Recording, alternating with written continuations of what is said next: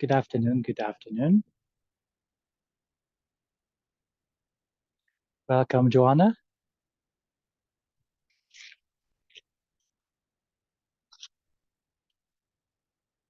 Well, we are up on the Buda Castle hill, facing west. And now we are actually facing south.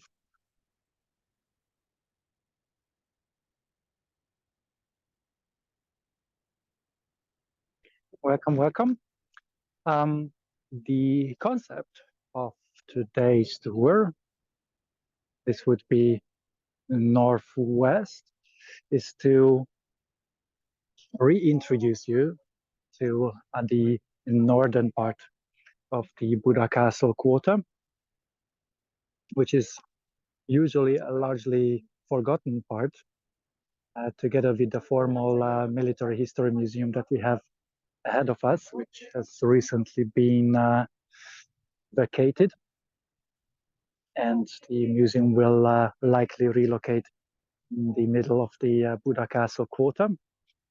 Story that I'll uncover in detail during the Future of the Buda Castle Hill tour. So we're going to talk a little bit about the garrison, about the Church of Mary Magdalene, and then we'll climb up to the Viennese gate, so that we'll enter to the so-called medieval Jewish quarter, and we'll finish our walk close to the Fisherman's Bastion, close to the Matthias Church. So that's what I've planned for the next roughly 45 to 50 minutes. Feel free to ask questions in the chat. I'll do my best to answer them right away. An important note before we continue, before we start, a little bit of housekeeping. If you consider this time well spent, you can help me, you can support my mission of bringing every corner of Hungary closer to your armchairs by buying me a coffee through buymeacoffee.com. The links are pinned in the Facebook group, so that you can find it hopefully easily. Now, one quick second, I have to rezip my bag, and then off we go.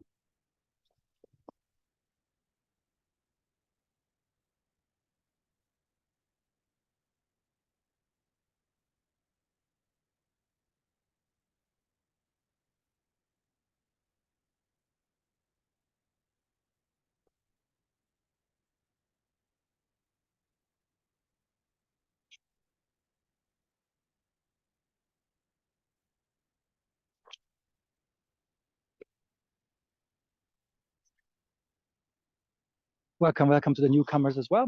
So we are on the Bastion boardwalk with 110 cherry trees to the east. These will be the main protagonists of our upcoming walks. Well, basically between the first and the third week of April. Now the blooming is predicted to the 6th of April, given the current weather conditions. And well, we have the formal garrison, the northwest corner of the Buda Castle hill, once occupied by the Habsburg army. The garrison actually got the Church of Mary Magdalene as a church to the garrison in 1817. That would be the church ahead of us. And well, the building to our right-hand side is currently an educational center of the Hungarian National Bank. The National Bank actually purchased this building through a strawman, back in the 1930s, after engineers discovered that there are caves of multiple levels deep beneath this building. So the foreman purchased the building, and then he commissioned engineers to dig deeper, and eventually the cave system became 17 floors deep beneath this building. And when the Second World War started, the National Bank took the building back from the Stroman, and they kept the Hungarian gold reserve in the basement together with several dozens of National Bank employees and families included.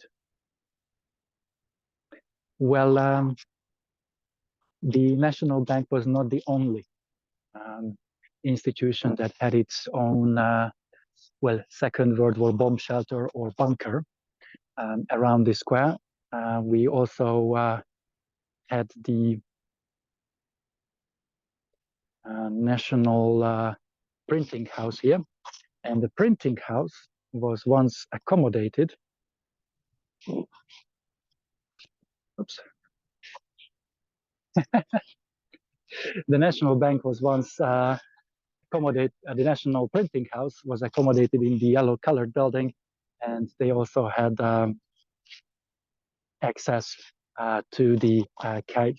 I used to say that 600 people could fit in the cave system beneath the National Printing House, according to the most recent articles that I found regarding the printing house's caves. The 600 was more like 560, and altogether the printing house's cave system was about 500 square meters large, or 500 square meters small, depending. We're going to stop here for a brief second so that you can admire the beauty of the surviving tower of the Church of Mary Magdalene, which would date back to the 1200s, and then off we continue.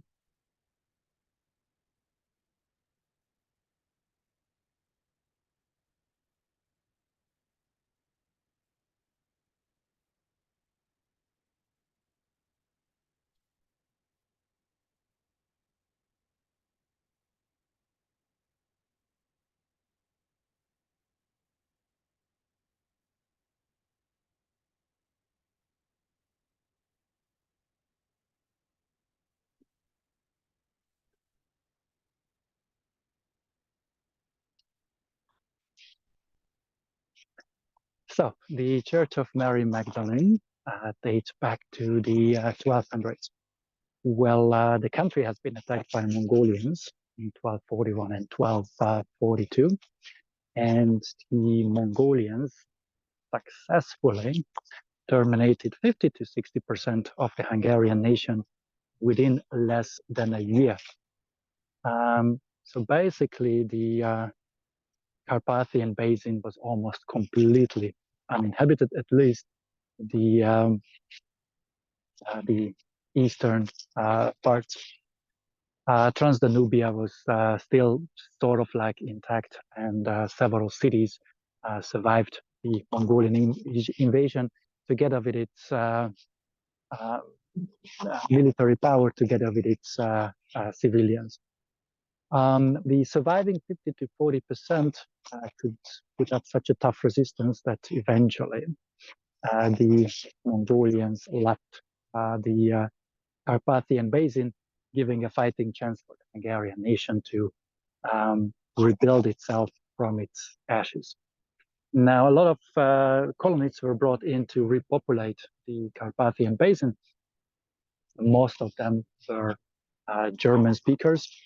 Well, the royal crown built today's Matthias Church for them. The predecessor of the Matthias Church was built for the German-speaking colonies, and a second church was built for the Hungarian speakers, so they could also practice somewhere.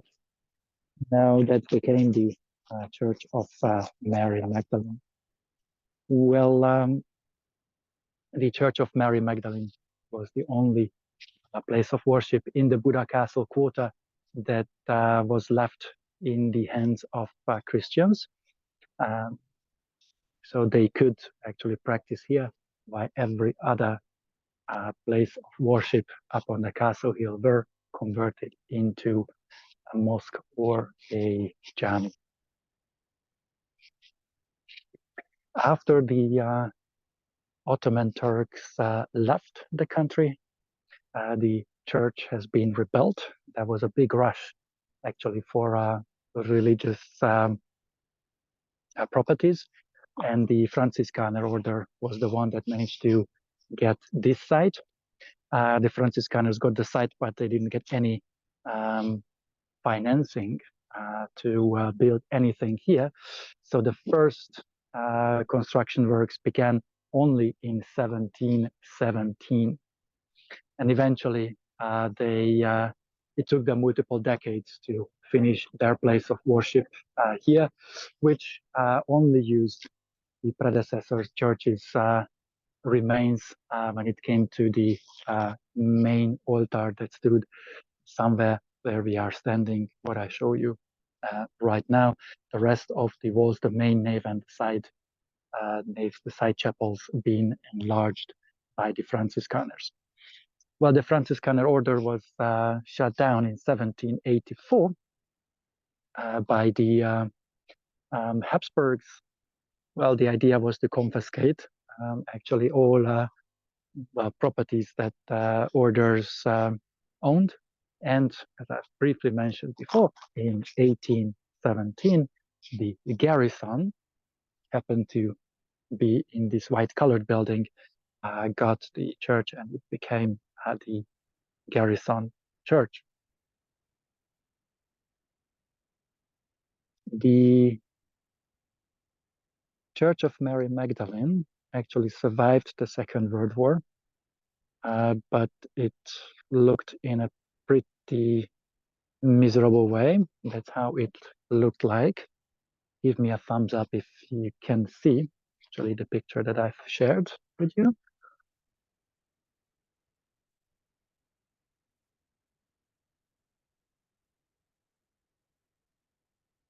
So just as an orientation, this is where we started the tour, and we're walking like this direction. This would be the building that was used by the National Bank, that white-colored building. And this is where we are standing at the moment.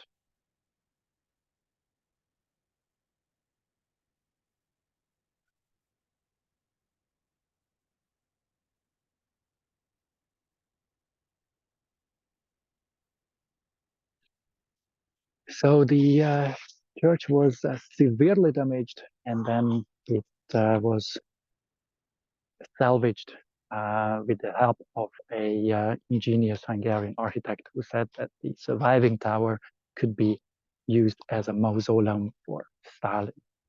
Well, we also have here the coronation mantle. The coronation mantle that was produced by the Dominican sisters in the valley of Estargon. And the coronation mantle, which currently is actually kept in the National Museum. Well, the coronation mantle was used by King Stephen and by every other Hungarian king that followed King Stephen's reign.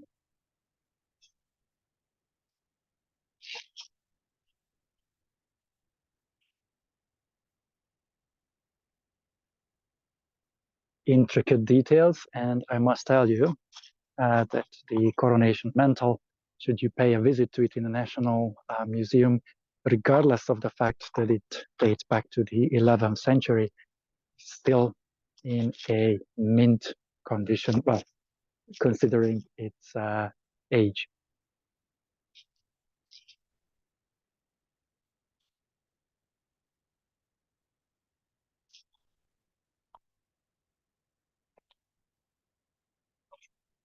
Well, the close proximity of the Church of Mary Magdalene was still quite nice plaza, was used as a market square.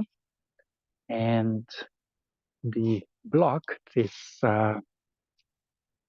coral colored block that is ahead of us, did not exist back in the medieval times. By the way, once again, this would be the former printing house, today's mayor office, the first district mayor's office. So it was a huge market square, and there was another religious building here, the monastery of the Clarissas. Well, the monastery was deconstructed during the 1700s, and nothing survived from the Clarissa's monastery besides these two ornaments that you can see on the corner of this residential building.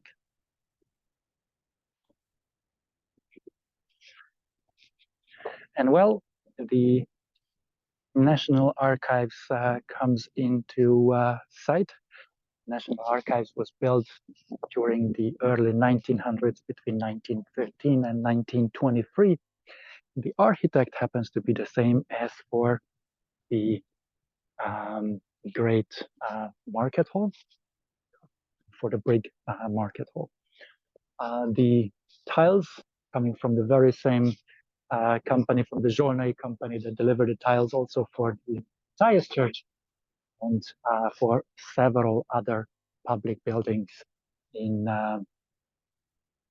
Budapest and in the country, and across the country. Well, you may wonder what this metal feature was used for. Actually, they had a lamp, a torch. They're providing some basic illumination for the street here.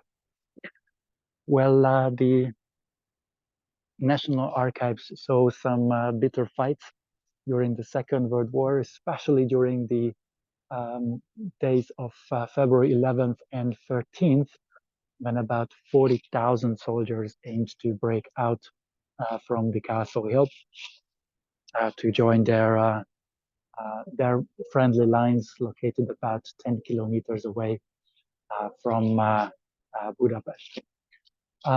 Depending what sources you may read, the number of soldiers largely vary, between 40,000 to 60,000 in total. Today we'll go with roughly 43,000. Well, just imagine that 43,000 soldiers were basically trapped in this small area, like in front of the Church of Mary Magdalene and in front of the National Archives. And at 8 p.m., orders were given to attempt the so-called breakout, which is one of the most forgotten battles of the European theater. Now, within the first 6 hours, so between 8 p.m. on the 11th of February and 2 a.m. on the 12th of February, about 60% of 19,000 KIAs happened, well, basically within a few kilometers away from where we are standing. Should you look carefully, you can still see actually Second World War bullet marks on the facade of the National Archives. And while we're going to use this statue as a center point, and should you look at this picture, you can see how devastating the Second World War was in the Buda Castle quarter. So the centerpiece would be this statue. And again, in the background, you can see the Church of Mary Magdalene as well.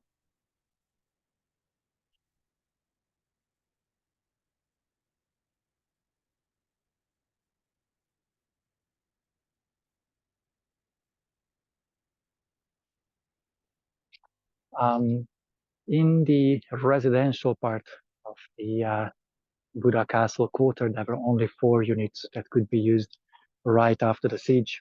Well, everything else had to be rebuilt, mostly during between the 1950s and the 1970s.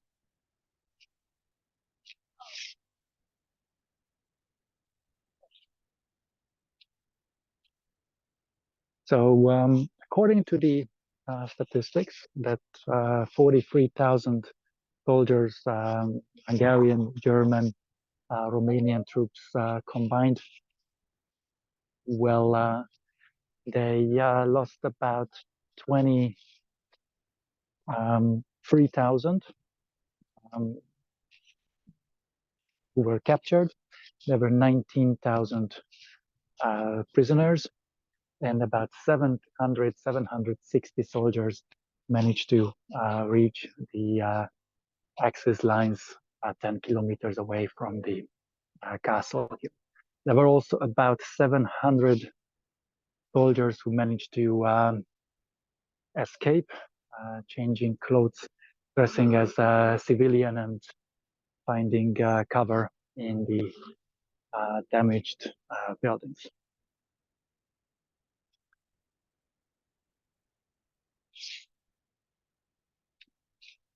Out of the 760 who managed to reach the German lines, that was the general direction of the breakout, 1% of those were Hungarian. The flag happens to be the flag of the Buda Castle, orange and yellow stripes. You may remember from my earlier tours that, well, Budapest has 23 districts, 204 neighborhoods, and often case the neighborhood's identity outranks the district's identity or the city's identity. A great example is actually the Buda Castle quarter. Ahead of us, we have the Viennese Gate that also looked quite, well, miserable in 1945. It survived as such. The church you can see behind is the Lutheran church. The Lutheran church today is sort of like the center of German-speaking Lutherans. This would be the only church that offers German-speaking services.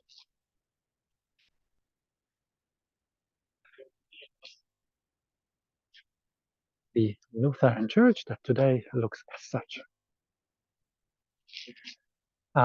Just like many other buildings, the Lutheran church as well has a basement where about 3,000 Jewish people survived the Second World War with the help of Pastor Stelho.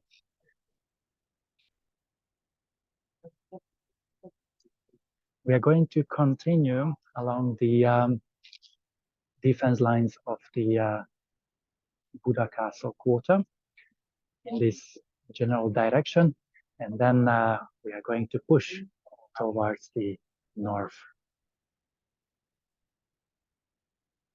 But while I'm climbing the stairs, walking down the stairs actually, well, let me show you an image how the street looked like in 1945, where the breakout started.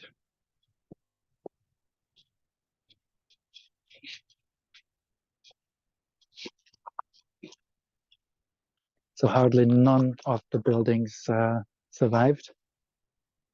The plan of the breakout was exposed to the Soviet army. They placed machine guns in the buildings, providing a frame to the street running from the Buda Castle hill down towards the valley. We are talking about this street. So that was the direction of the main push of the breakout. hardly no heavy armor was taken. Soldiers had only a few magazines of bullets, which they used rather quickly.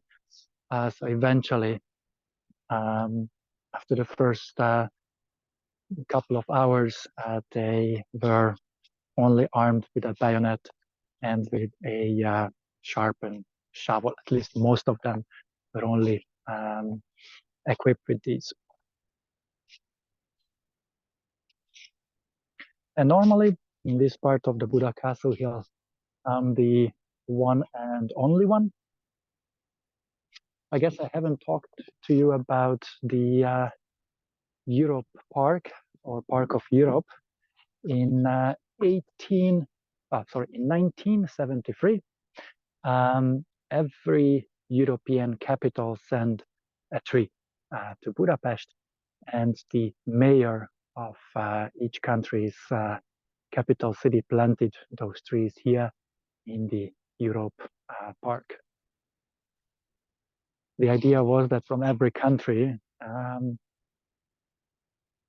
tree is selected that can survive in the Central European climate as well. This was supposed to symbolize the peaceful coexistence in between European countries. Michaela's question is, let me read this out to all of you. Well, I would read it out to all of you if my phone would comply, but today is the day of technical glitches.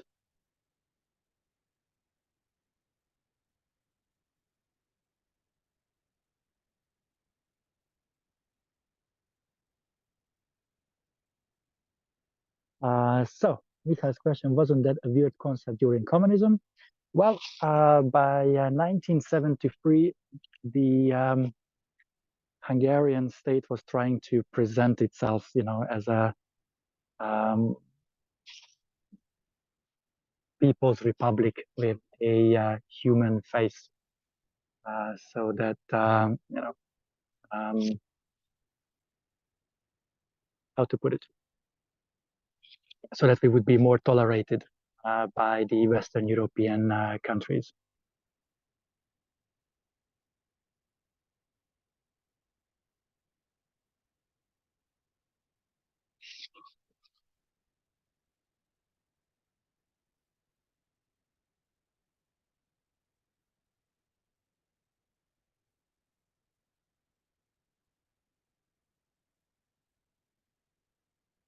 Well, we are going to continue, and our next stop is going to be the largest medieval synagogue, or at least to our belief, the largest medieval synagogue.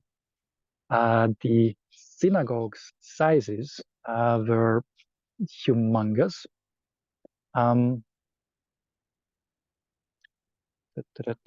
Let me share a picture with you how it used to look like.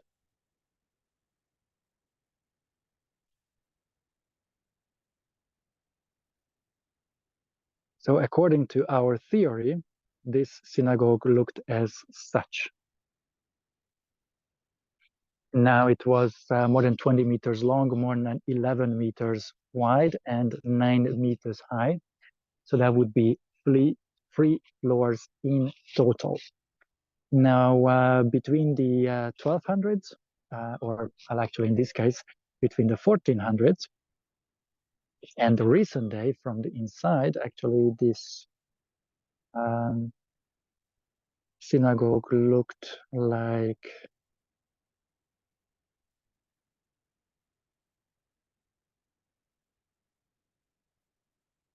from the inside it looked like such.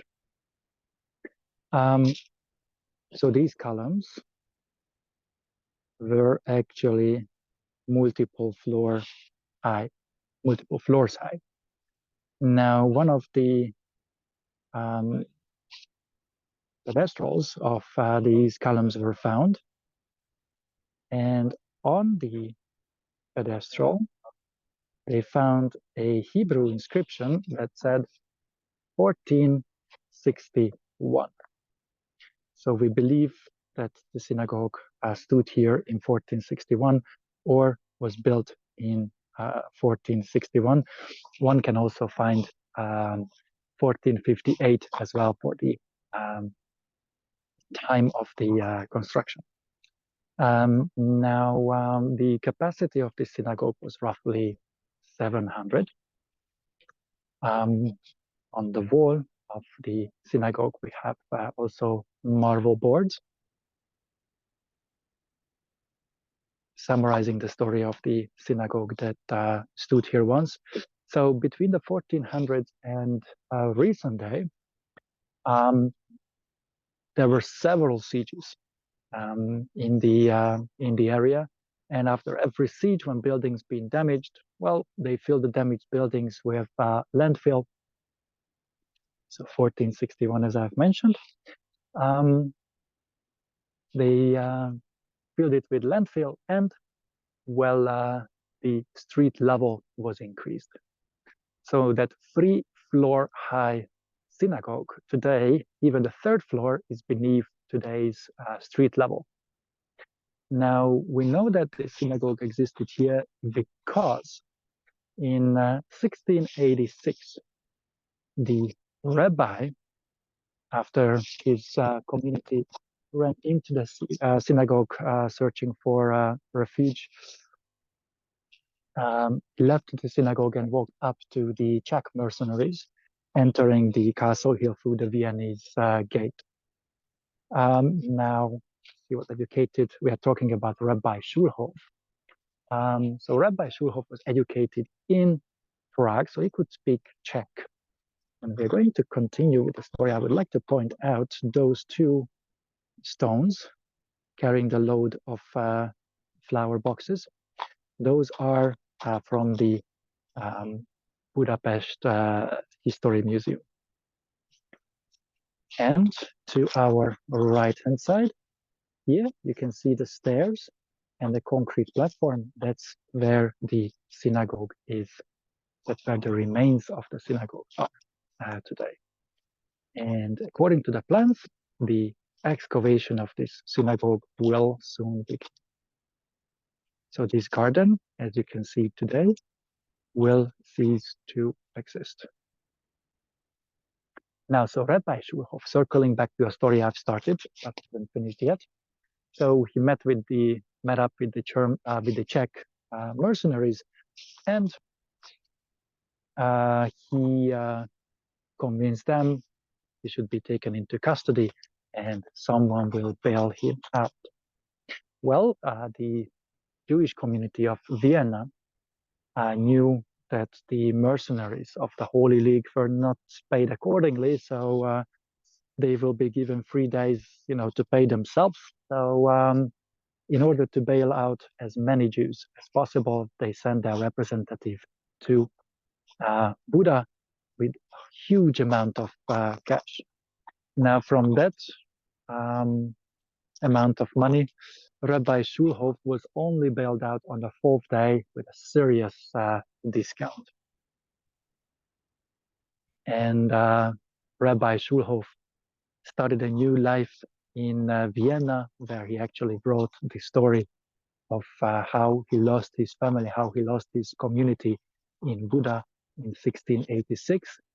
The Czech mercenaries actually set the synagogue on fire, taking the life of 700 Jewish people who ran into the synagogue to ask to find refuge. Now, the story that Rabbi Schulhof wrote was found by a Hungarian archaeologist, by Zsolnai, in Alexandria. Don't ask me how the story ended up from Vienna in Alexandria in Egypt. In the Library of Alexandria, it did, and that's where Zsolnai found it. Now it became his life mission to find the proof of Rabbi Schulhof's stories. Well, after the Second World War, when everything was in ruins here, decision was made that the buildings will not just be restored, but central heating will be introduced as well. And in order to provide central heating for these apartments, well, new pipes were to be installed. Well, the ditch where these pipes would be laid down were dug out by Rabbi Schulhof in a fashion that he could go through that garden and he could excavate the garden, finding the middle stone for one of these arches, giving him a chance to dig deeper. He found the floor level as well, 3 floors beneath the recent days street level. That's how the building looks like from the street level, from the street, not from the boardwalk. And he found the synagogue as well. Now, to give you an idea how it is located beneath the street level, on this map, number 2 would be the synagogue, the medieval synagogue. Number 1 is the Sephardic praying house, and number 3 is actually a bridge connecting the Jewish perfect's apartment with the Sephardic praying room. So the bridge was somewhere here. In this building, we have the praying room. The praying room was refurbished, and it is used as a praying room actively today as well.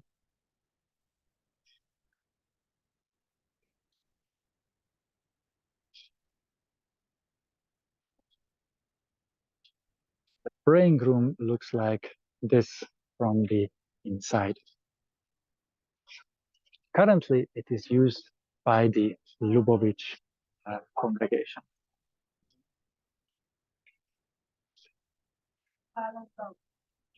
In the top, in the vaulted ceiling, you can find inscriptions. Michael's question, is the Jewish community involved in the excavations? Yes. In the 1960s, when Joel and I found the remains of the synagogue, Jewish communities across the United States donated enough money so that the excavation can start, and the medieval synagogue can be brought to daylight, can be brought to street level, and can be displayed, exposed. They even tracked down Rabbi Schulhof's relatives who now live in the United States. And basically everyone agreed that this is something that future generations shall be able to see. The problem was politics. The 1960s is political climate didn't allow anyone to use money from the United States. So although financial resources were there, there was no political will, there was no political green light for such a project. Now, with the great help of Jonah's an architect, an architect who worked together with Jonah extensively on the medieval synagogue project, the story hasn't been forgotten, and likely the excavations will begin this year. Now, I told you in 2021 that likely next year. I told you in 2022 that likely next year. It's always next year. Next year plans are, free. This year's recent years' actions cost a lot of money. So, well, I can only tell you what we have as available information today. Now, this yellow-colored building is where we believe the first royal palace of the Buda Castle stood during the 1200s, including a mint as well. Well, the 1300s brought extensive excavations to the Buda Castle quarter. The functions drastically changed. The residential part finds itself on the northern side where we are now, and the royal part finds itself on the southern section where it is still today as well. So the royal palace was rebuilt, the mint survived, and the mint was mixed together with a brothel.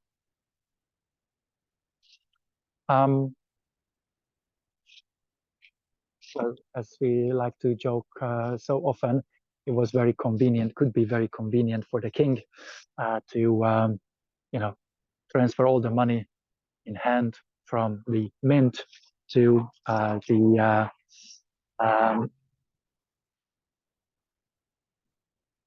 royal harem, if you wish.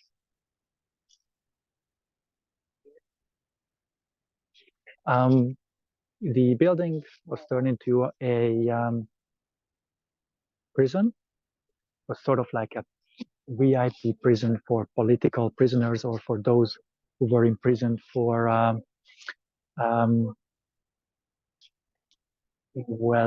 hard press violations.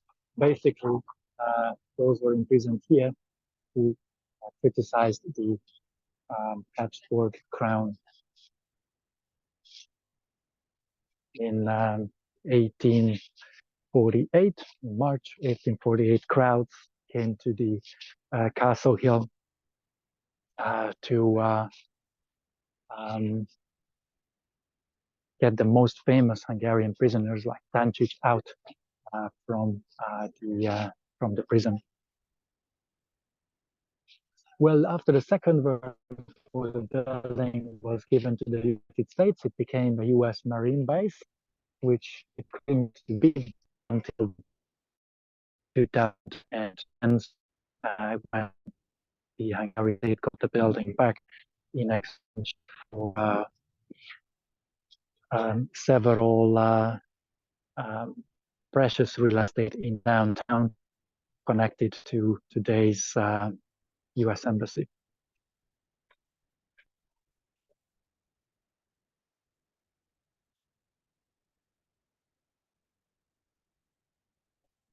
Now, the building that I show you right now, it happens to be the formal embassy of the United Kingdom to Hungary, which was severely damaged during the Second World War, and it looked like you can recognize actually coat of arms and the door and the windows to the right of the entrance, and you will get the live view right away. So the door, coat of arms, and the windows that I pointed out on the picture before. Now, this is the building that was used by Karl Lutz, by the Deputy Ambassador of Switzerland to Hungary, as one of the bases of his operation. His operations aimed to help as many Jews as possible to escape the Holocaust.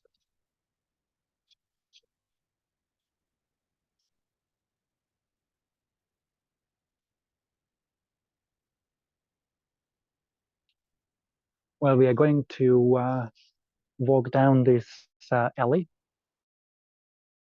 where once a school for girls stood, right next to the Department of Finances. Both buildings were lost during the Second World War aerial bombardment, so that in 1977, on the 1st of January, a Hilton hotel could be opened here.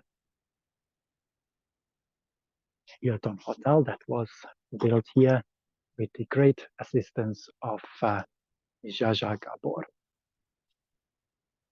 Before we check out the views, and let me know whether if the audio quality is still just so windy and rainy.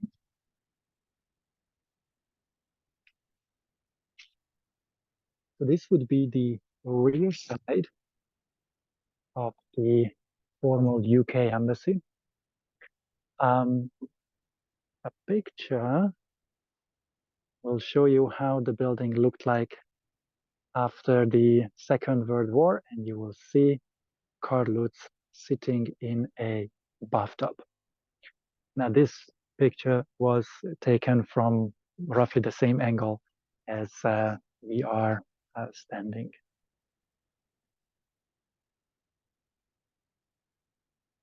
And then after the Second World War, well, the building had been fixed up.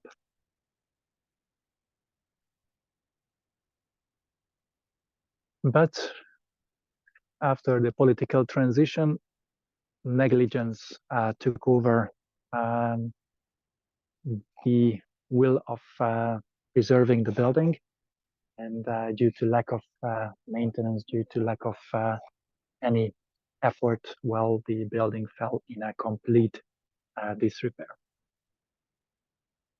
Now these stones that you can see beneath us, where the pattern changes, these are the remains of the Dominican monastery, or the girls' school, or the Department of Finances. This is a rather unique angle that hardly no one enjoys, except today, due to heavy rains. I had to wait until those three guys left. So we have the Fisherman's Bastion in front of us that replaced the defense lines of the medieval Buda Castle. The Fisherman's Bastion was completed in 1904, and it aimed to show the world that Hungarians have enough financial resources to burn money for beauty.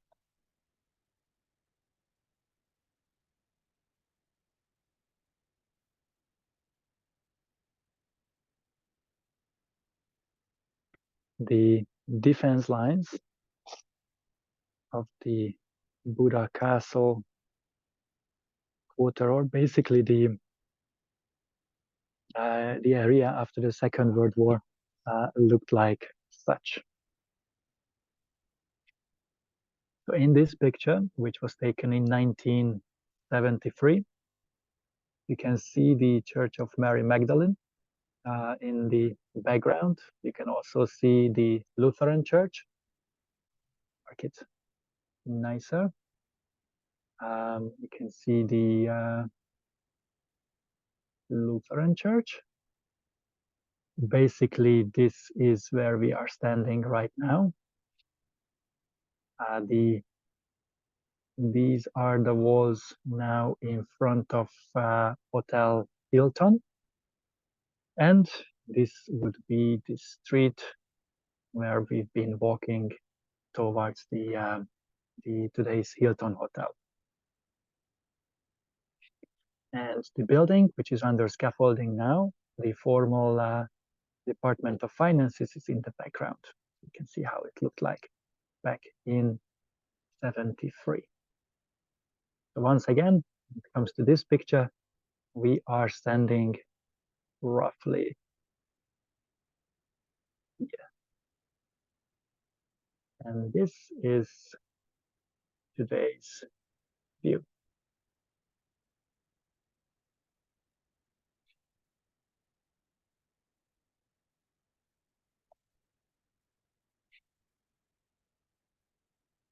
Well, we are going to make it down to the square, to the Holy Trinity. And I'll show you how much the reconstruction of the formal Department of Finance is progressed. And then I'll wave goodbye to all of you. First things first, because it's raining quite heavily. And second of all, that there are some tours starting at 3 p.m. on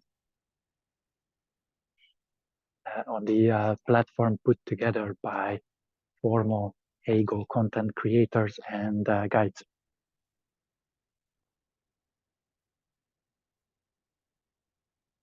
Well, the corner building happens to be the building to the red hedgehog, or to the velvet hedgehog. It happens to be one of the oldest standing buildings of the Buda Castle quarter. And across the street, well, we have the formal Department of Finances under scaffolding.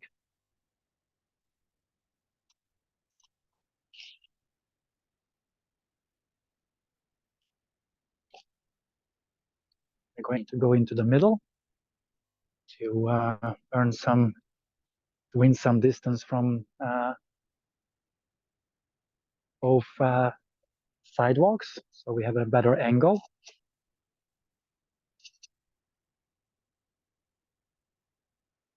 Well, hardly nothing survived from the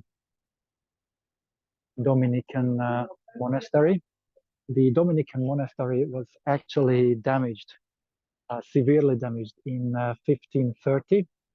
Well, this would be the Saint Nicholas Tower. So the Dominican monastery was severely damaged in 1530. So it was quite an easy call of the Dominicans in 1541 to vacate the surviving building. And a year later, the Ottoman Turks actually gained control over the Buda Castle quarter. During the Ottoman times, no one used the building. So by 1686, the Dominican monastery fell into complete disrepair. The monastery enjoyed its heydays during the 13 and 1400s, when it was it hosted a famous school as well, Studium Generale, or well, general studies, sort of like a college or university. The financial resources were provided by foreign merchants and locals alike. Those who chipped in to the expenses of the Dominican monastery here and to the school, they earned the privilege to be buried within the castle's defense lines. The cemetery has been found during the early 2000s. The Matthias Church, which is right ahead of us, went through a comprehensive underwent a comprehensive reconstruction between 2004 and 2013, sponsored by the German government, sponsored by Berlin. And during this reconstruction, they found the mass graveyard in a fashion that people were buried, bodies were buried in multiple layers.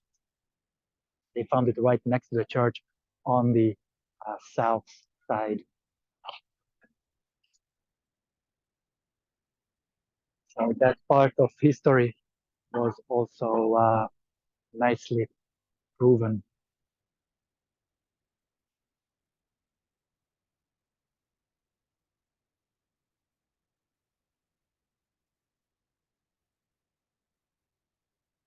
So, this is how much the formal Department of Finance's reconstruction progressed. during the previous months.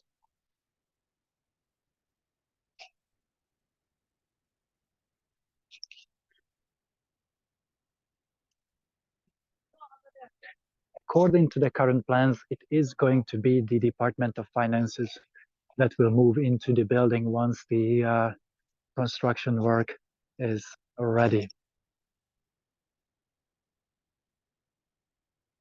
And well, Matthias Church in its full glory.